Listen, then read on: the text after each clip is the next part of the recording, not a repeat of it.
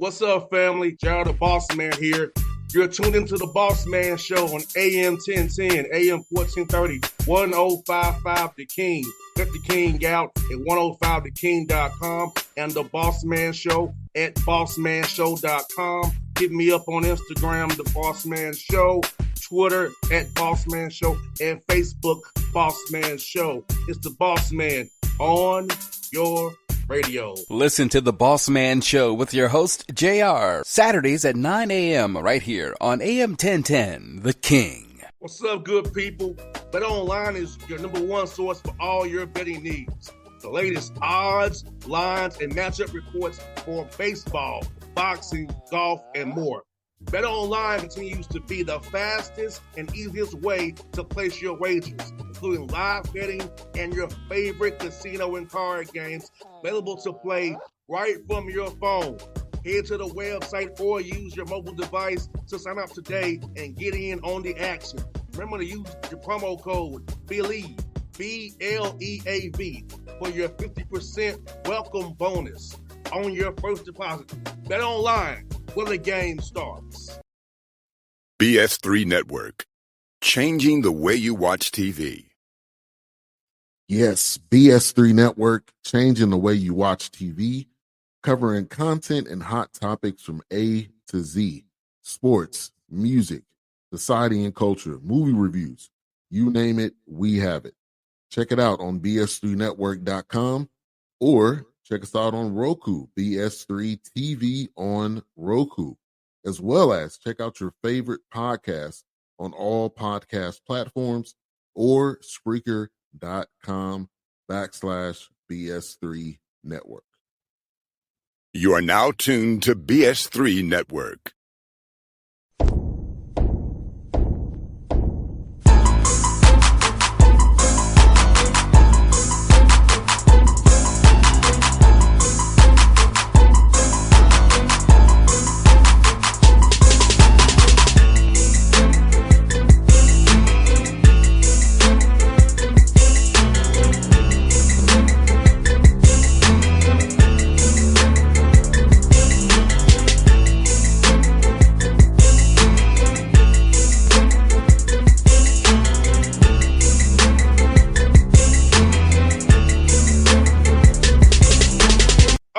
Back on the Bossman Show, talking to my guy, Coach G, the head coach of the Buffalo Bulls out of the MAC Conference. You see him in the background with the great visual behind you. Coach G, what's up, bro? How you doing, man? It's great to be here, boss man. Life's great in Buffalo. The best time of year in terms of weather here. As everybody says, we get a lot of snow, but it's not as much snow as people think. We always tell our guys anyway in our sport that, if you're worried about the snow, you should be indoors working on your game anyway. But we're loving life right now in Buffalo, man. Life's great. I hear that, man. Let me ask you, man, I know last was a tough year for you guys, man. So for you and your mindset, your staff, what's been the biggest growth for you from year one going into year two here this summer? Yeah, I think for us, with the rule changes, there's a lot of opportunity for everybody.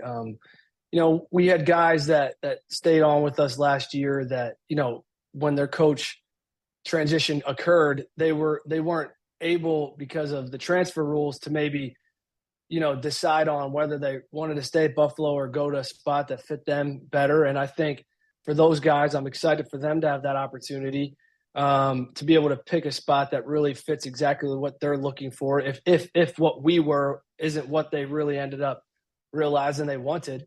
And then the guys that we had that we did retain, the four guys, Ryan Sable, AJ Bolden, Bryson Wilson, and Lloyd McVeigh, all had really great first years for us in their own right. So I'm excited for them to grow as sophomores and really bring in 9 other new players around them, a couple of transfers, a couple of young guys, a couple of guys out of prep school that we're really excited about. And this summer, Coach G, man, let me ask you, brother, as you go through workouts here, it's going to be more of team stuff to integrate 9 new guys with 4 returning guys. Was going to be kind of more development for the players, and we'll worry about team stuff from August, September, and October. Yeah, I think it's a hybrid model, right, boss man? I think it's you have to work, but you got to kind of do both concurrently. You can't separate them, because you always want to try to be building team concepts, but you also want to, summer's the best time to individually improve guys' games and kind of grow their game. So I think for us, with a lot of new guys, we're going to have to get them first to really understand when they come in. They've been recruited this way, but until you get there and you're on the court together and you're going through it every day, the lifts, the yoga, we're going to have our guys do some boxing this summer. That's not even basketball related, but then also the on the court mentality is going to be something that's really important for them to all understand and learn immediately. And that mentality and the culture, right? So that's going to be a big part of it, but also then getting individually in the gym with our great coaching staff, and then also working on how do we build out our team concepts. We'll probably be more holistic, not the nitty-gritty of everything, focus more on offense in the summer and improving our offense to the best that we can. And then we'll really hammer home we'll work on defense, but focus more on the offense. And then in the fall, when we get back, that's kind of like when we're implementing our defensive, strategy, how we're going to be able to implement different things or adjust. But summer's going to be a big time for their individual development, especially on the offensive end.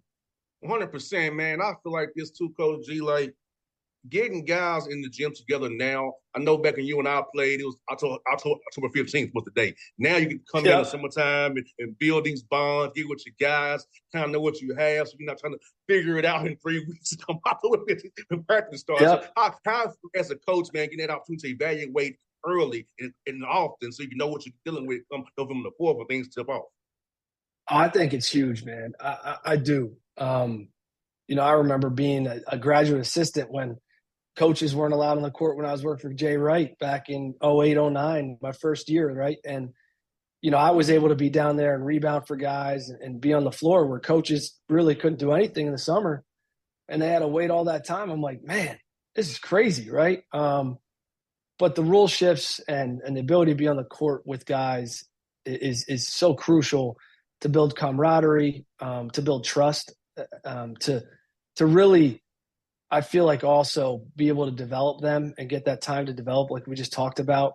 It's huge. And to have all the coaches down there, including the head coach, just allows that trust to be built, but also allows them to expand their games. And I think it only gives you a chance to be more ready. And as that time comes, and I think what we did figure out too, Bossman, is that 4 hours a week is great. If it went up a little bit, nobody would argue with that either in terms of the amount of hours we get on the floor. But that time, you get, and then the 2 breaks you usually get in the spring, but also the fall, when they go home, in the summer, it gives them enough time where you're not just running them into the ground. So I think the greatest thing too is for coaches is you don't feel like an October 15th hits and you got to get 9 million things in and you're behind. You're not playing catch up anymore. No doubt, because now you kind of like a well-oiled machine, know what you're doing, know what concepts are, because you and I both know this as players, man. The game plan discipline is very important. Having the right mentality when the ball tips off is very important. So you get those reps from June, July, August, September, because the more reps you get, the more you know what you're doing. And talk about the piece of this for young men, Coach G's, like understanding the game means having skill on the court, but yes, none of that's the middle part. Know how to make the right reads. Defense doing to you. Looking at the backside, looking at all 10 players on the court, not just what you're doing. Give them to understand that the game, as holistically, it's more than just what you're doing. We're all in this on a string together. No doubt. I think it's such a great asset for players to be able to have coaches to teach them how to think the game at the next level, no matter what time of their career they're in. Obviously for a first-year guy, it's huge. There's so many transitions. So getting them in the summer is key because you get them acclimated to a college campus, going to school at the college level. So when they get back in the fall, you don't feel like they're blindsided by 9 million things on top of the pressure of having to know concepts and reads and all the stuff that we're going to demand of them as basketball players, right? So it weans them in the right way. But then it gives you a chance, especially in this changing environment where you might have new guys on a team every year, to really teach your terminology, because terminology sometimes shifts place to place. It gets you to get them to understand your concepts and how you're going to play. And I think that is such a value for all of us, no matter where you're at, because and as a player, the best way you can have success is having a team that's connected. So the more time you get to spend together doing what you do, the better off chance you have. So I think that's a big part of it. No doubt. And also, what's also good about it is this, man, like, I love getting watching film, man. I love the film room. I love being able to look and see what guys are doing, know my opponent's tendencies, what their weaknesses are, and how are you using analytics then to help your guys on offense and defense, knowing where a guy wants to get to, knowing where their hot spots are, their cold spots are, get them to understand, hey, this is what's best for your game, how to attack their strengths and build those up, also boost the weaknesses as well, based on what you see from the analytics piece of it. It's just when you watch the film and get those stats back. Yeah, I think for us, the biggest thing with analytics is looking at it from a team perspective and really decision-making as a team and how that can impact the game, whether it's pace of play. We look at that stuff all the time, but then you also have to look at your team, your roster, your makeup. You watch the NBA playoffs now, obviously, because of the way Indiana was built, they played super fast, where all my guys that I love on the New York Knicks, they played a little slower pace, grind out game, half court game. And both are great styles for the individual team because of the personnel, right? So I think the biggest key is still understanding your personnel and kind of trying to fit those pieces together. Give guys confidence. I don't want to use analytics ever in our program to take away confidence of a player or what they do well. So we'll never really use it to say you can't do that. We'll maybe use it to educate them on why there might be a better option. But like you said, I think from a team perspective of, shots at the rim, threes, when to use the mid-range, I think you got to know your personnel on all that stuff, right? So really from an analytics perspective, I think for us, we're going to really look at it from a team perspective, like possessions, how many possessions we want to get and why. Some defensive metrics that we might use with, stops or how you're going to deflections, right? But that's still partially built into what you do and execute basketball wise too, right? At the end of the day, any coach is going to tell you, I'm better when I have guys that can make shots. And I'm better with a team that can get stops. No doubt. I think how you do that is all based off of what your personnel is, but there's a huge benefit to using analytics to sift through a lot of it to really streamline the focus of what the team needs to think about. And defensively, last year and going forward, how do you kind of teach the keeping your hands up as secondary defender, trying to draw a charge, knowing they ain't going to give you a charge no more, but keep your hands up, just contest hard with high hands and having hands to the lights. How they affect how you talk with the rule change of secondary defenders getting charges now? Yeah, I think that's they want freedom of movement, and I get it. The scoring is everybody loves scoring. So how do you play within that context? And what you emphasize is really important to your team, right? Because you can work on being the best team at taking charges in the country, but it's really hard to get them with the rules. So you don't want to take away a guy's decision to maybe try to do it at times. Hey, there's still times you can take a charge, right? You just got to explain, you have to be set. You got to be sure, you're really you stepped up into it. You're steady. You're still. And it can't be after a dude leaves his feet or even really goes into his motion, right? It's really hard. So you start teaching the rule of verticality, where it's, hey, if you're there and if there's an indecision, you probably have to leave your feet, go hands straight up, and you can't shift your body into him or sideways. You got to go straight up, and just that's your best chance to make a play on that situation, right? So and that's great, with our MAC guys. They send out some refs to us to explain the rules in person. Our head of referees is great and really gives us a great understanding as coaches. And then it's our job as coaches to figure out how we want to emphasize that in our own program. No doubt. And speaking of your conference, man, the MAC is a heck of a conference, man. A lot of great coaches, a lot of great talent. So for you going through it year one and seeing the talent in the league and coaching the league of guys like John Gross and Cindy down there, man, doing their thing, and Coach Kowalczyk down there, guys like that, man. How has it been to be in that league amongst all those guys, man, going against them, man, and knowing what you have to compete with going forward? I already knew it was going to be a beast, right? Like, and I told people this last year before we even got into it in last summer. The MAC, you're going into tough environments every time you go on the road and play. That was how we had it for 15 years being in the Big East. You were going into tough environments, on the road, and you were going up against great coaches. And the MAC has great coaches, and you have to play in tough environments. So you're going to have to give everybody your best shot. And there's a lot of parity top to bottom, similar to what we dealt with in the Big East. Didn't matter who you're playing, what the record was, night in and night out, you better bring it. So such respect for all these coaches. I could go and list all of them. I mean, shoot, you got guys who coached at Big Ten schools, Big East schools, that are now coaching and doing well at their programs here in the MAC. And, there's such great respect, but also like really, really proud to be a part of a group of great men that are leading this conference in men's basketball. For you, Coach G, man, I'm gonna ask you this, man.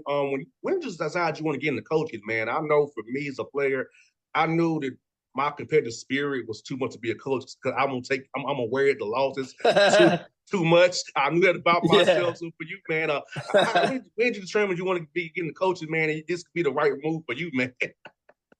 Well, I think it's great. If you knew me, my wife would tell you, my son, my 10 and a half almost month son now, old son, 10 and a half months today, I think he is.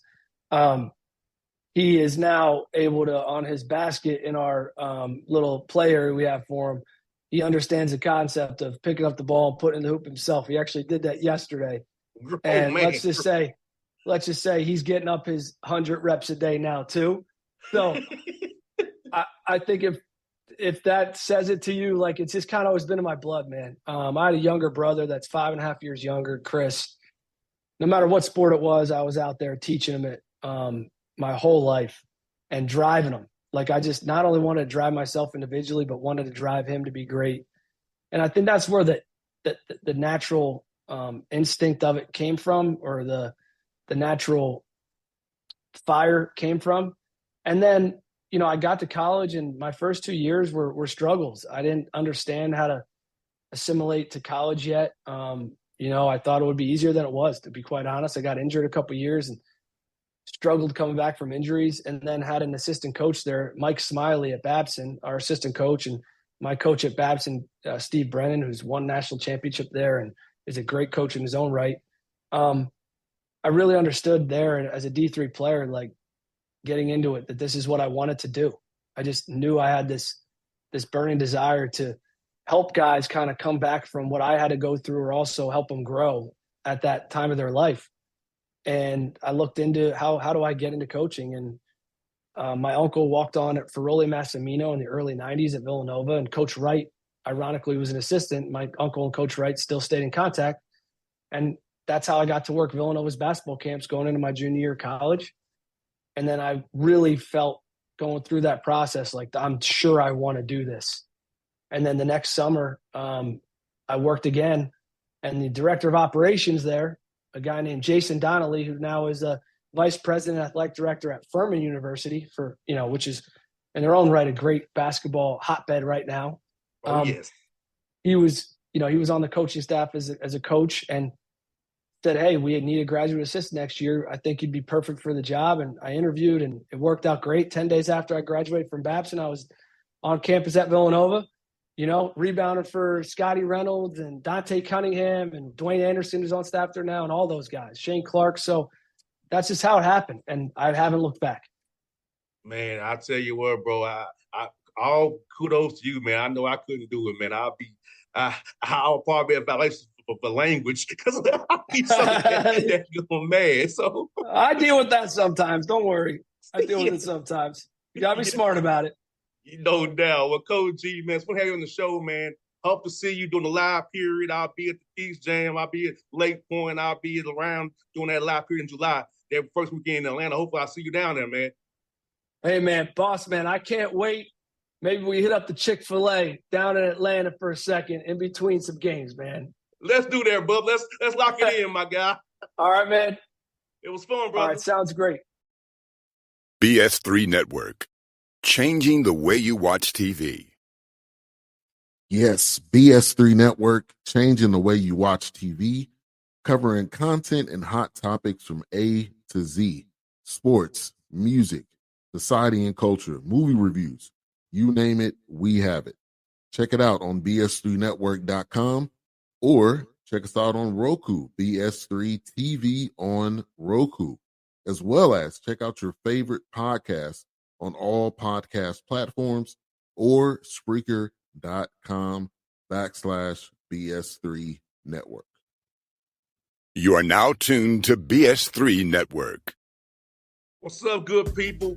BetOnline is your number one source for all your betting needs. The latest odds, lines, and matchup reports for baseball, boxing, golf, and more. BetOnline continues to be the fastest and easiest way to place your wagers, including live betting and your favorite casino and card games available to play right from your phone. Head to the website or use your mobile device to sign up today and get in on the action.